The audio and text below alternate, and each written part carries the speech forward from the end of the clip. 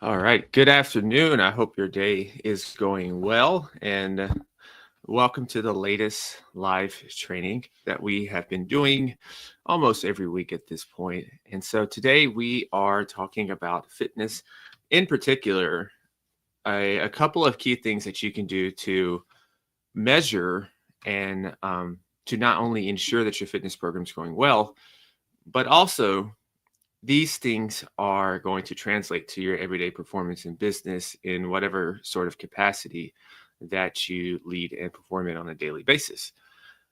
But before I go any further and we dive into today's presentation, I'll briefly introduce myself in case you're watching this for the very first time here. My name is Julian Hayes II. I am the founder of Executive Health, and we're on a mission to help optimize business leaders. And I simply believe that health is the most underutilized competitive advantage that a leader has. It's literally a $1 billion asset. And oftentimes, and unfortunately, most are managing it like it's a liability instead. And so I also believe that business leaders must and should be operating like high performing athletes, where you're being strategic, you're being resilient, and you're surrounded by a world class team.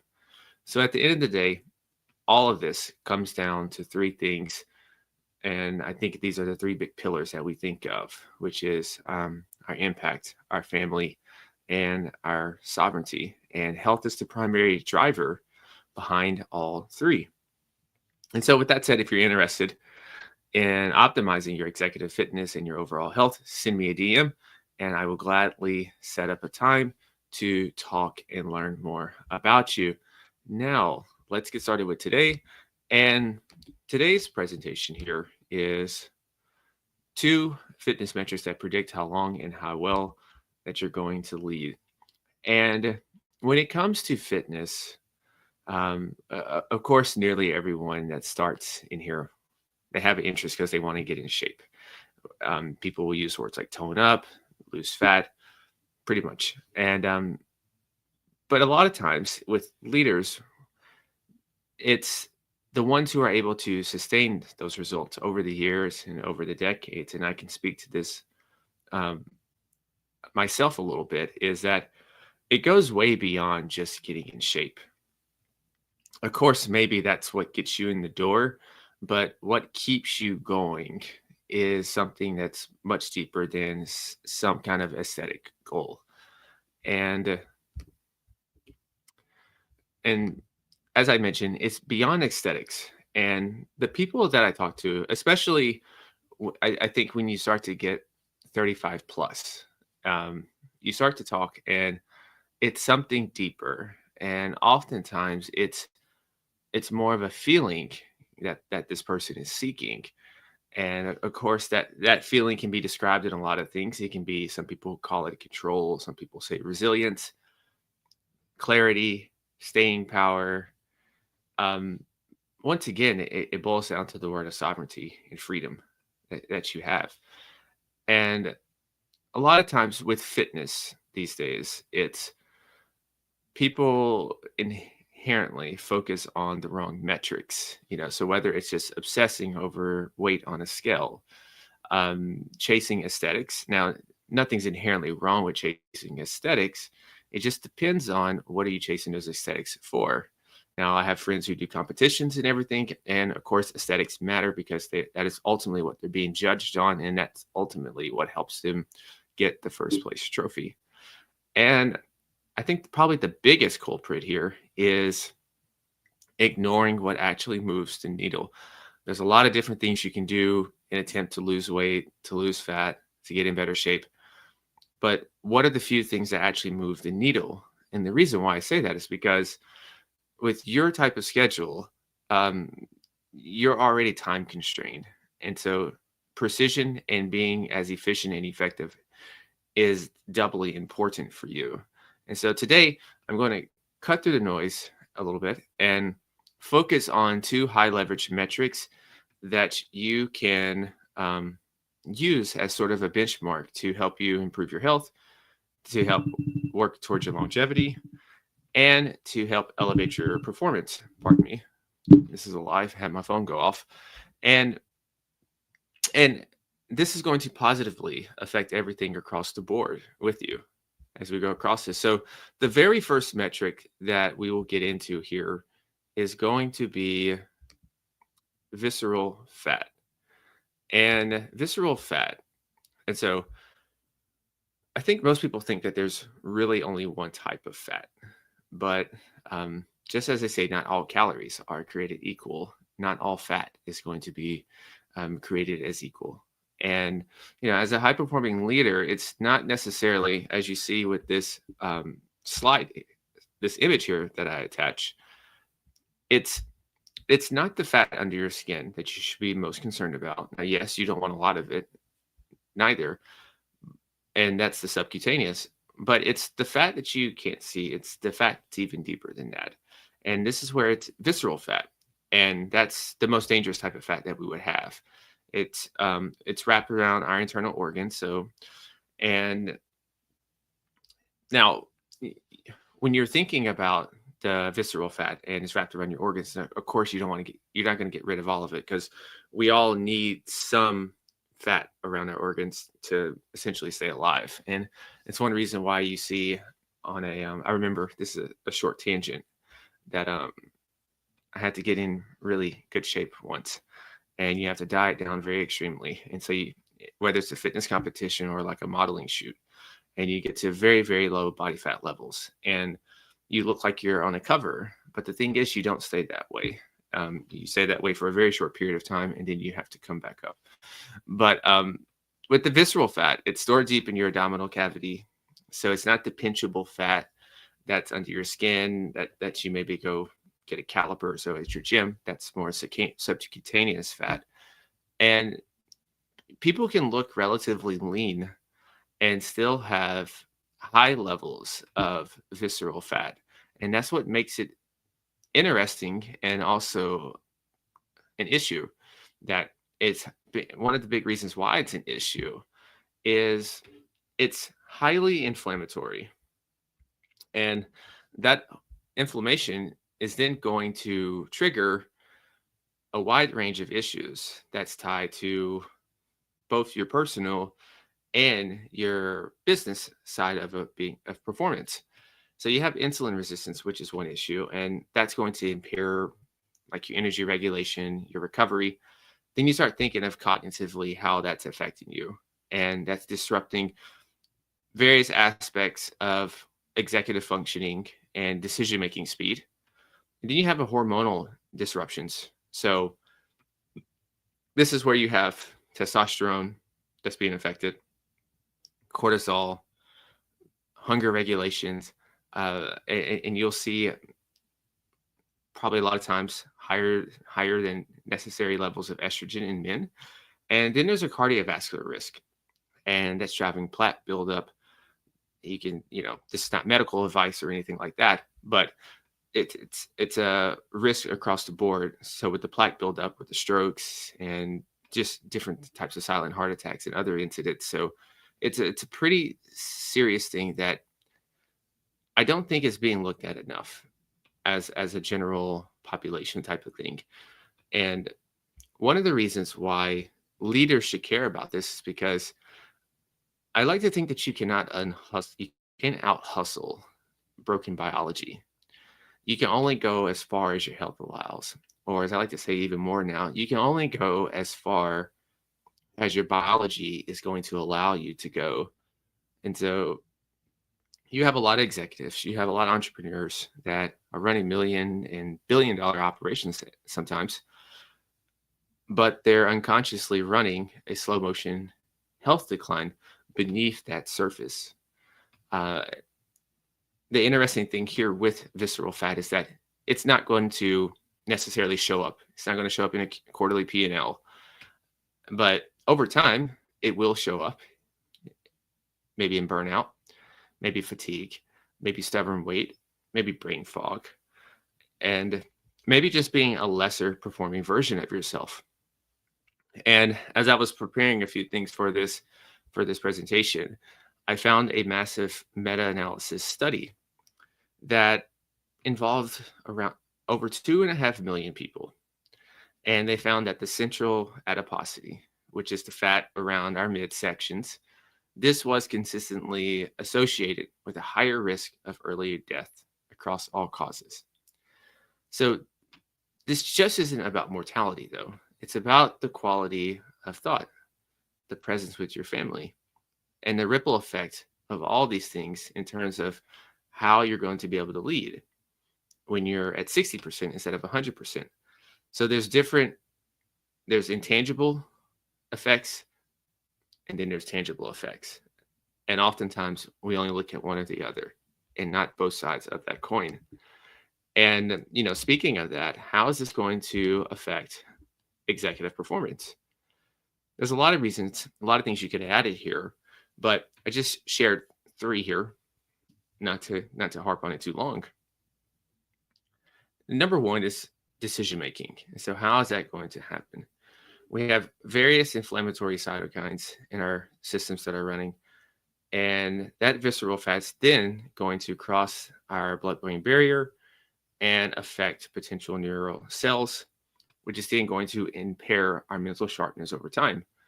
And so I shared this type of example right here and wanted to add and incorporate and show just how things that are happening in your biology, how are they going to cross-pollinate and affect over our everyday business performance?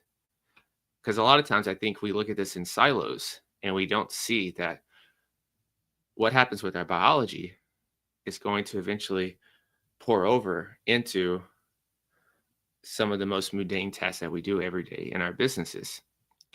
And as I mentioned earlier, hormones is a big deal here. The more fat you have, the more issues with your metabolic health, most likely, and also other various hormones that are going to be thrown off. And the third one is stress damage, is what I call. And chronic unmitigated stress, which is pretty common in our business circles, it's going to increase cortisol, which is then specifically targeting our abdominal area of fat storage. And this once again creates this cycle where you're having stress and then visceral fat accumulation and then more stress resilience or less stress resilience and then more visceral fat on top of that. So it's a negative feedback loop that you're getting here. So to simply point this here, with this one thing here is you can appear healthy. You can maybe feel okay. You can even be winning on the outside in your business. But still silently, you could be carrying around one of the most, I think, biological liabilities that you could have on your health balance sheet. And I think by the time it shows up in labs, a lot of times, especially if you're doing more of a standardized approach, this is going to put you years behind because they're just not going to look at it. And I think this is why you just don't look at the mirror or the scale. Of course, those things are important. But I also think you need to look under the proverbial hood and using the right diagnostics. And this brings me to, I think, the value of using something called a DEXA scan. And some people are familiar with this, some people are not. And I like to think about this, that a lot of times you wouldn't make a multi-million-dollar business decision without reviewing some sort of data. And in particular, hopefully it's the right data. And so I like to think now, why would you make critical health decisions that are based just on something like BMI? Now, BMI, maybe it's probably useful for the average Joe or Jane that's just walking down the street. But if you're doing any sort of athletic activities, you have any fair amount of muscle on you, it's not the best thing to use at that point. And so this is, I think, the DEXA scan is going to be the gold standard for your body composition. And it's a precise diagnostic tool. It's pretty readily available now. I remember years ago, you used to have to just like call up a hospital or a sports lab to get it done. But now there's so many different places that you can get this done at a pretty reasonable cost. And the DEXA scan is not just going to tell you what you weigh, it's going to tell you what that weight is made of, down to the gram.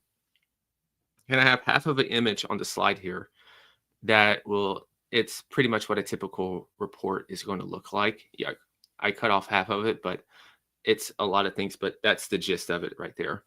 And some of the things that it measures is, of course, you're going to have visceral fat levels. You're going to have your total and your regional body fat. You're going to have lean muscle mass. You're going to have your bone density. And that's going to be, you'll see something called a Z or a T score. And you'll have fat distribution across your trunk, across your arms, your legs, your hips, and your waist. So I think I mentioned this just a few moments ago that this is like a balance sheet, but this is like your full body balance sheet when it comes to your health. So as a leader, why is something like this going to matter to you? And I always oftentimes try to connect leadership or business to like health so you don't get too far in the weeds of science and not understand how this is practically affecting your day-to-day life. So when we think about business, it's you have like resource allocation and words like margin management. And a DEXA scan is part of the equation that's going to give you the health equivalent of those things. So how much lean tissue are you carrying? If we were going to translate that to a little more of a businessy talk here, we could say that's like a biological strength reserve. How much visceral fat are you storing? That's more of the liability internally. And what's your bone density? That's more like an insurance policy that's structural. And the most important thing, wherever you start at, wherever you will be today, and how are these things changing over time when you do the second one, when you do the third one, when you do the fourth one? That's the most important thing. A lot of places can have a good quarter, a good month, a good year, but what about the long-term trajectory of those things? And, this is the whole notion of why I'm not a fan of just having the one-off physical to assess your body's future performance. So you'll see in a lot of longevity circles, and I do this myself and recommend it, that it's a pretty good idea to get a DEXA scan annually, not to check your weight, of course, but to track these key metrics that I just discussed here. Now, some of the things that people get wrong is they obsess over the body fat percentage. And body fat percentage is important. I have a certain range that I think the average person should get to, but there's much more that you're going to have in your report. So you're going to have the lean mass index, and I'm going to get into that. You're going to have the ALMI, which is appendicular lean mass, and that's essentially your muscle score. And you're going to have the VAT score. You're going to have the Z score, as I mentioned.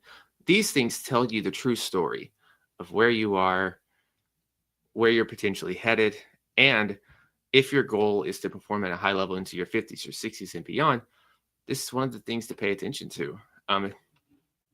If you think about it, one of the things that when you get into older age, and sometimes people break a hip, they just from a fall, they fall, and they don't come back from that. And this is where you think about these types of things, and why having strong bones, having muscle, having mobility, it's important for practical things like that. So if I do fall, I'm able, or at least I give myself a better chance to be able to withstand that. And so what you don't measure, you can't improve, and what you don't monitor, you can manage. So now I want to go over, I briefly mentioned those four things, and now I'm going to discuss these numbers here for you. And so as we mentioned earlier, there's four numbers that I mentioned. And number one here is, I'll take this off for a minute. And so number one is, we talked about visceral fat.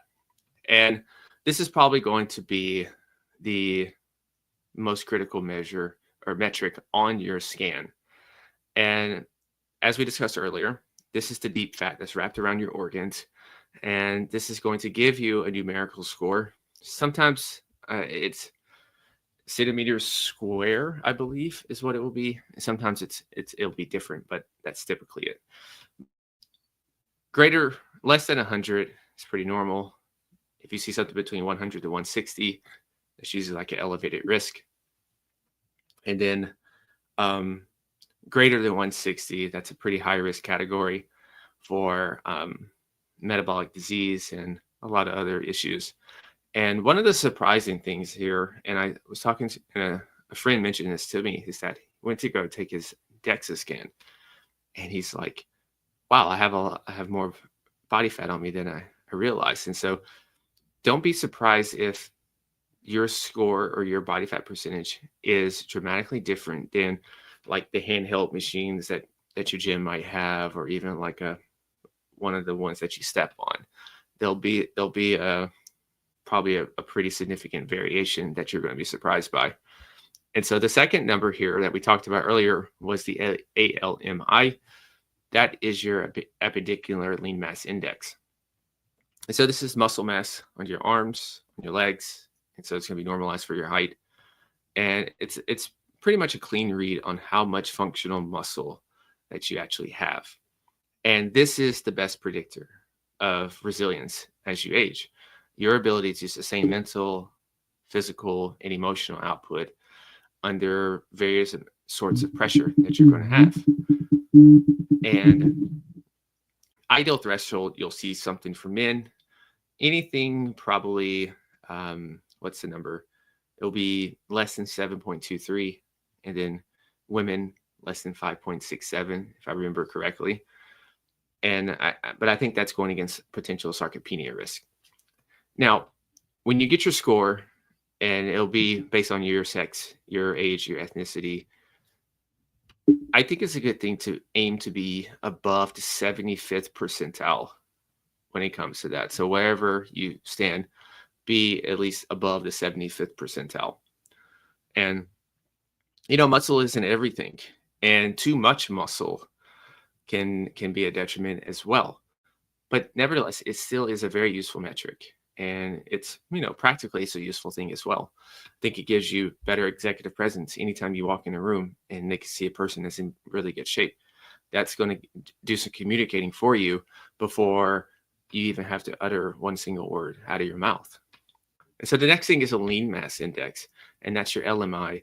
And we talked about this a little earlier. This is your lean body mass relative to your height, muscle, organs, water combined. And the more you have here, the better the ratio is, the more performance, energy, and typical recovery margin that you can have. And I say recovery margin, I say that because this is dealing with capacity, how much you can withstand before your body actually starts to break down and other different types of issues show up.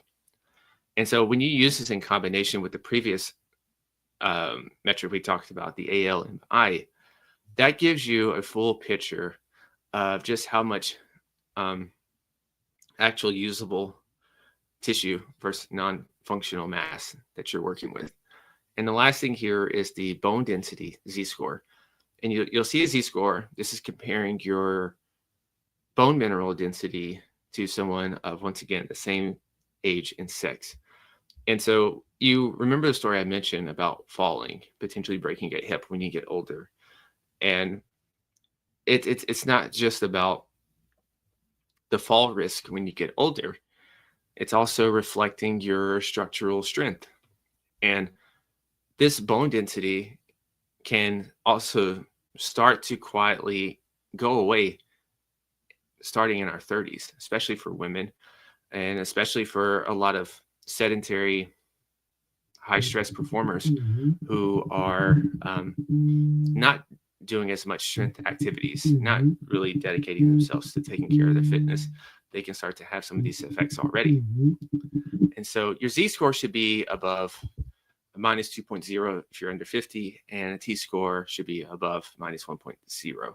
So that was a little technical, but just in case you go out and do one of these things, this will at least give you something to work with, so you're not just in complete darkness about what you're seeing on a piece of paper.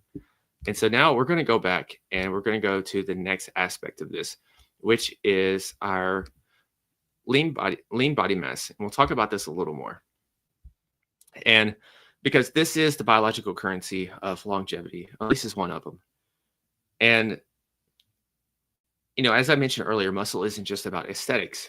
It's about survival. It's about presence. It's about communication. And so when we have muscle on us, it's a very rich metabolic currency, as I call it. Um, it's a strong predictor of longevity. I have a study here where one 12-year study of adults in their 70s, those in the lowest quartile for muscle mass were twice as likely to die as those in the highest quartile. And if we break this down even further, muscle, less fat, that's going to improve a lot of different systems in our body. One of those is glucose and our overall metabolic health, mitochondrial functioning, metabolic flexibility, hormone sensitivity, and our cognitive performance. And so muscle is actively protecting us. And so as high performers, as leaders, you can have the best strategy in the world, but if your body isn't strong enough to actually carry the load, then it doesn't matter, because at times you're going to once again be capped at the level that you're at your biology. So physical resilience, mental abilities, stress tolerance, and your ability to recover, whether it's a personal or a health or business, these things are important.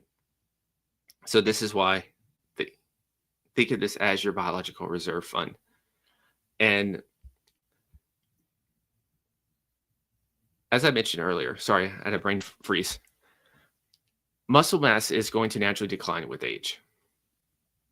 And you start losing it in your 30s, a lot of times. Now, you can actively fight for it, and that curve will accelerate, but you can actually reverse the curve as well. But it requires more than just staying active and just doing things. So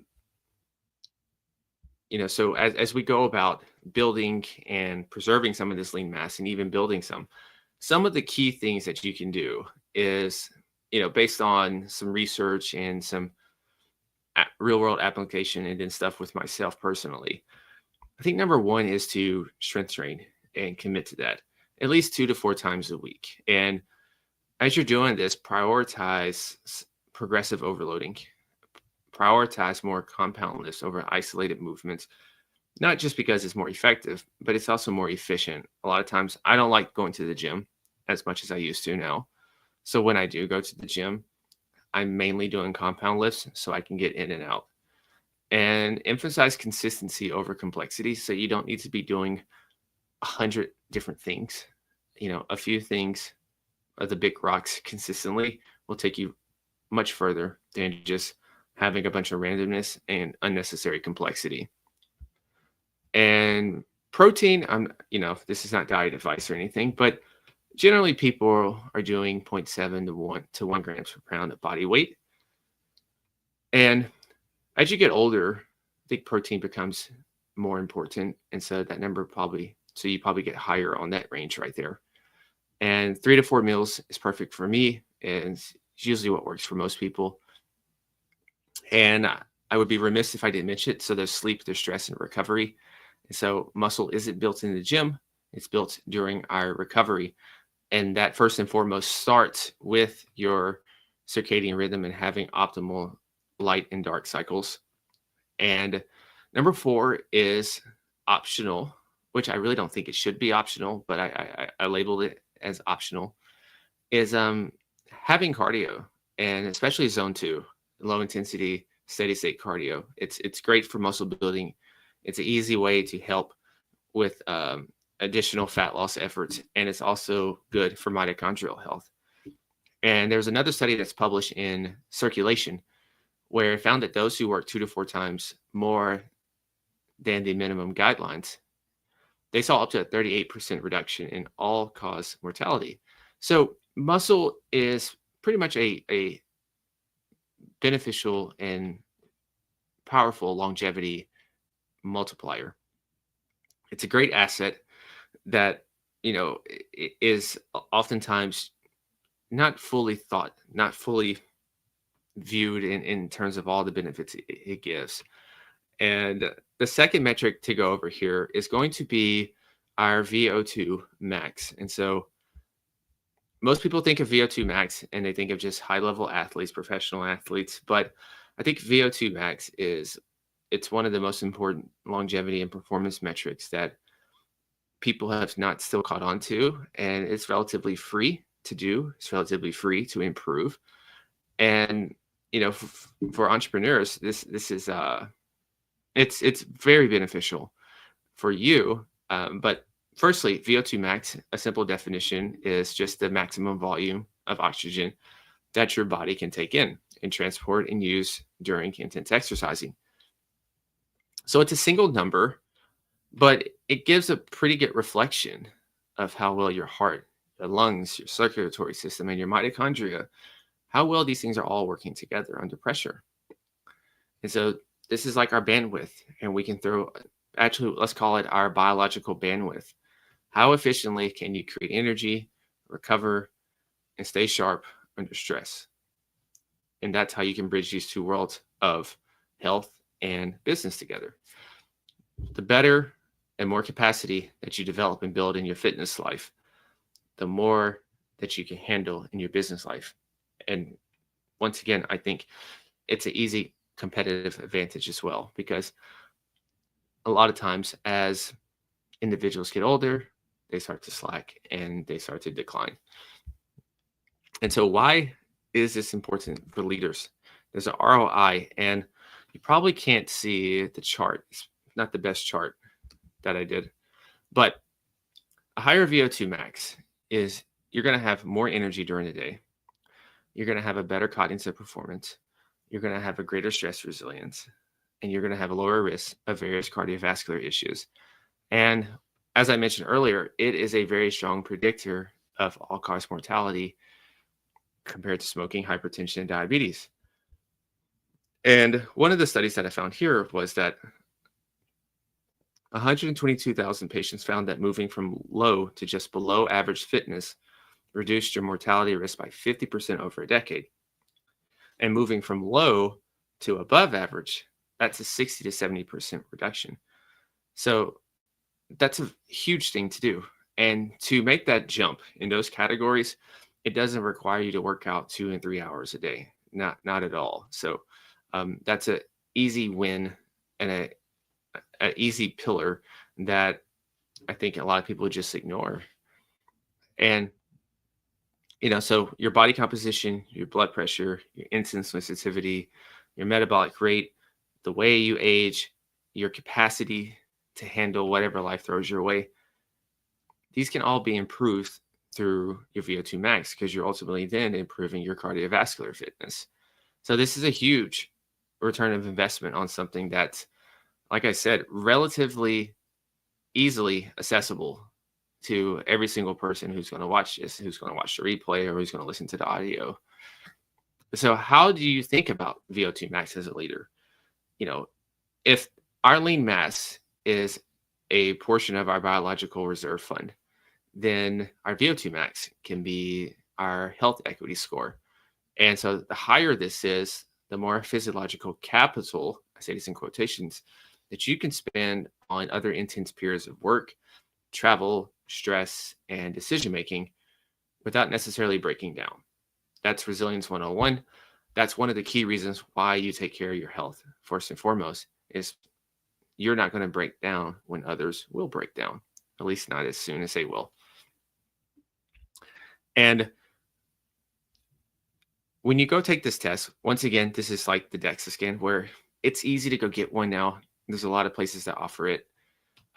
Even some of your wearables offer the ability to give you an estimated VO2 max. Of course, it's not going to be as accurate as going to the lab or anything like that, but it is a start. So go ahead and use that.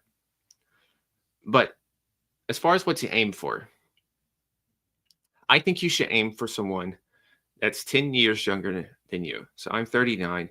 So I need to at least at minimum perform like a 29-year-old. Now for me, I pushed that down to 25 and under, but at a minimum, it should be 10 years or younger. It's one of the few biomarkers that it's tangible. We can actually see it. It's practical. It's studied, and it correlates directly with our lifespan and our health span. And I think it's, generally speaking, though, just to give some numbers, you're probably going to be elite if your number is 50 or higher as a man, and then a woman 45 and higher is probably going to be in the elite category. And so, as to how you can improve your VO2 max, there's a couple ways to do that. And number one is zone 2 training, and that's going to be 80% of your cardio time. So that's low intensity, that's steady state training, that's going to build your aerobic pace. So that's a combination of treadmill walking, cycling, jogging. I like to say light runs. Even better if you can do it just through nasal breathing, where you're not breathing through your mouth a lot, but it's all through your nose.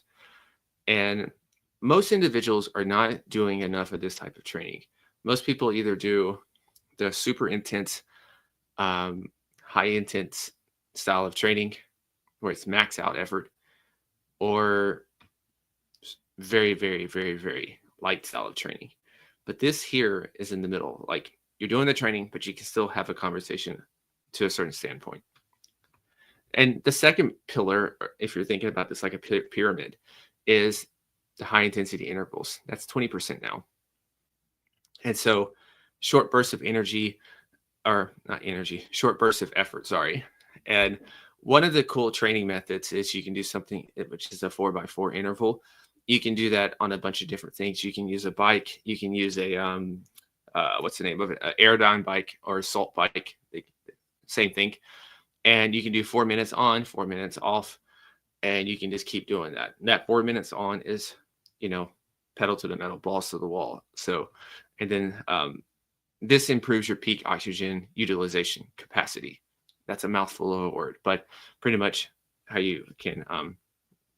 And the third one is strength training. It still matters here.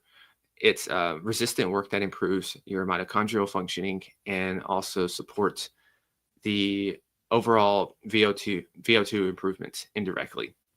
And once again, I'm going to mention this again, just sometimes repetition is good, sleep and recovery, because nothing happens without restoration, and your HRV and your deep sleep will indicate that. So I mentioned Aerodyne bikes earlier. Fartlek runs is very cool as well. Mouth taping at night to help nasal breathing can help improve CO2 tolerances and aerobic efficiencies, but that's getting very in the weeds. I mouth tape at night. Some people hate it. I'm not even sure if there's research on it. Who knows? That's a thing where it's very much so N of one with that. And so as a short recap here with this, let's go to a recap.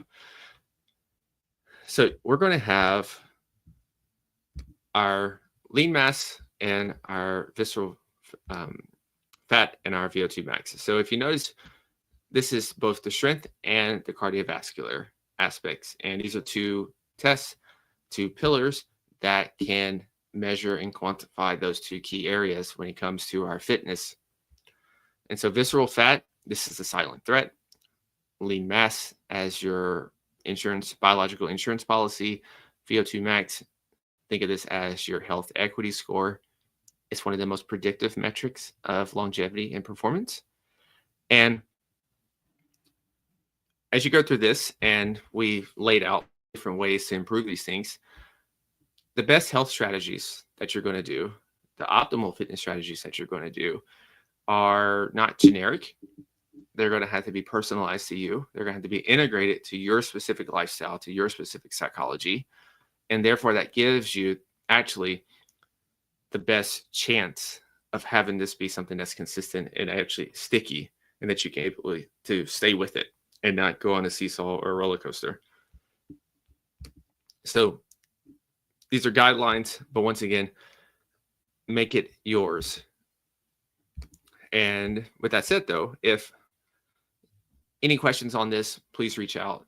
If you happen to be a high-performing leader, though, who is perhaps winning on the outside, and behind closed doors is a little bit of a different story. Maybe you're battling, you're even losing at the moment as it pertains to your health and your fitness and your performance, or you just need someone to just kind of put together an entire performance plan. Um, we'll love to help with that. Um, and so shoot me a message. Let's talk. And we'll help you operate with a precision built system that is going to be wrapped around your biology, your psychology, your calendar, and your mission. And until next time, stay awesome, be limitless, and optimize today so you can lead tomorrow. Peace.